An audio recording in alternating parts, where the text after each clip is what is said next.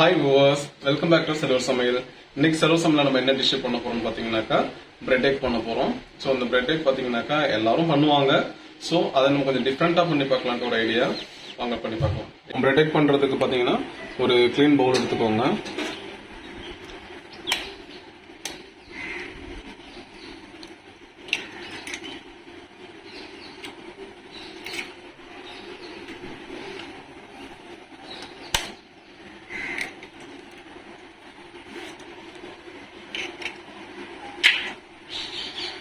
இப்போ இந்த முட்டையை வந்து நல்லா அடிச்சு விட்டுக்கலாம். ஓகே, இப்போ இது ஓரளவுக்கு அடிச்சாச்சு. நெக்ஸ்ட் ஸ்வீட் பண்றதுக்கு நம்ம இது பண்ணாலும் கொஞ்சம் ஒரு பிஞ்சு சால்ட் போடணும், அப்பதான் நமக்கு டேஸ்ட் தெரியும். அதனால சால்ட் வந்து ஒரு பிஞ்ச் போட்டுக்கிறேன்.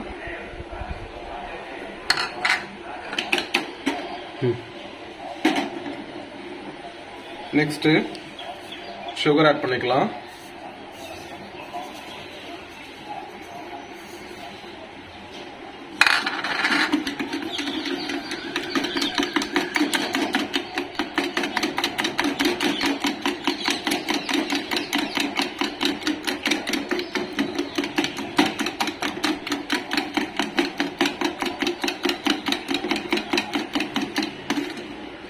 நெக்ஸ்ட் பால் காய்ச்சி ஆற வச்சிருக்கேன், இதை ஆட் பண்ணிக்கலாம்.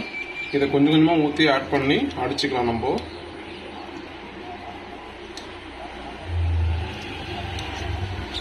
இதை செய்யறதுக்கு பாலை விட நம்ம பால் காய்ச்சும் போது வருது பாருங்க பால் ஆடை, அதை வச்சு பண்ணா இன்னும் நல்லா டேஸ்ட் இருக்கும்.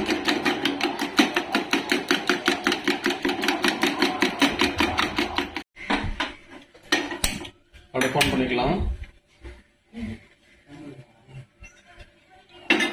தோசைக்கல்ல வச்சுக்கலாம்.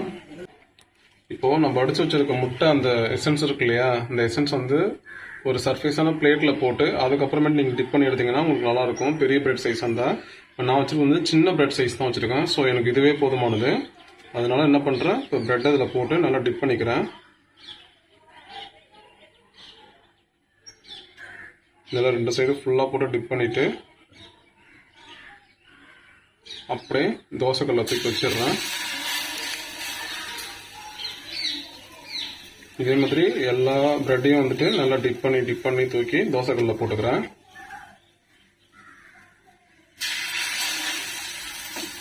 லோ ஃப்ளேம் வச்சிருங்க.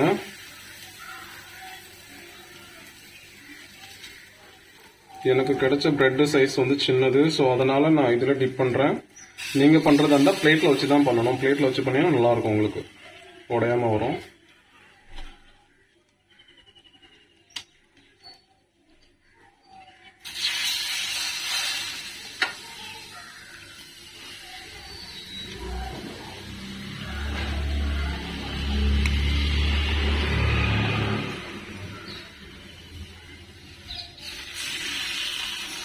மிச்சம் இருக்கிற அந்த எசன்ஸ் வந்துட்டு அப்படியே மேலே ஊற்றி விட்டுடலாம்.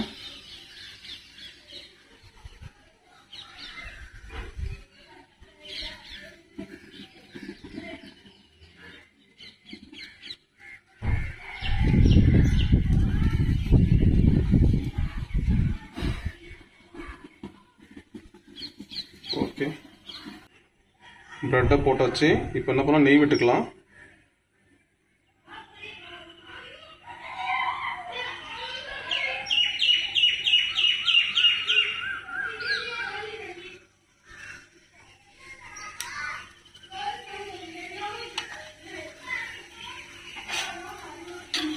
திருப்பி விட்டுக்கலாம் லைட்டா.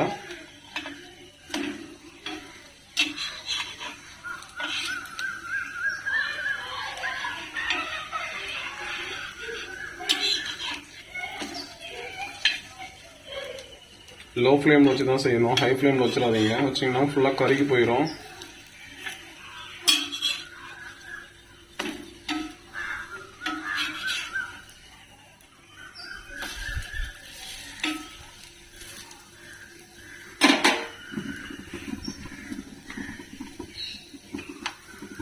திருப்பி விட்டு இன்னொரு தடவை நெய் போட்டுக்கோங்க.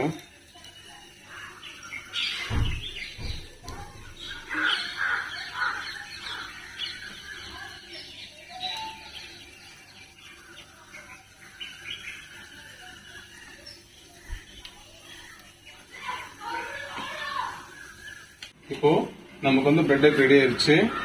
ஸோ வாங்க எடுத்துடலாம். இது வந்து லோ ஃப்ளேமில் வச்சு எடுத்தால் மட்டும்தான் நமக்கு ஃபுல்லாக நல்லா பாயில் ஆகி சூப்பராக வந்து வரும். ஹை ஃப்ளேம்லேயோ இல்லைனா லோ ஃப்ளேமோட கொஞ்சம் இன்க்ரீஸாக வச்சிங்கனாக்கா அவுட்டர் ஃபுல்லாமே பார்த்தீங்கன்னா உனக்கு ப்ரௌன் கோல்டன் ப்ரௌன் கலரில் வந்துடும். இன்னும் ஃபுல்லாக பார்த்தீங்கன்னா வேகாமலே உள்ளார வந்து ஒரு மாதிரி குழ குழன்னு இருக்கும், சாப்பிட பிடிக்காது. ஸோ லோ ஃப்ளேமில் வச்சு நெய் விட்டு அப்படியே பொன்னிறமாக வறுத்து எடுத்திங்கன்னா சூப்பராக இருக்கும். பாருங்கள், அப்படியே கை வைக்கும்போது தெரியும் அப்படியே பண்ணு மாதிரி இருக்கும், கேக் மாதிரி இருக்கும் அதை பார்க்கறதுக்கு நமக்கு. ஸோ இப்போ நம்ம எடுத்துக்கலாம்.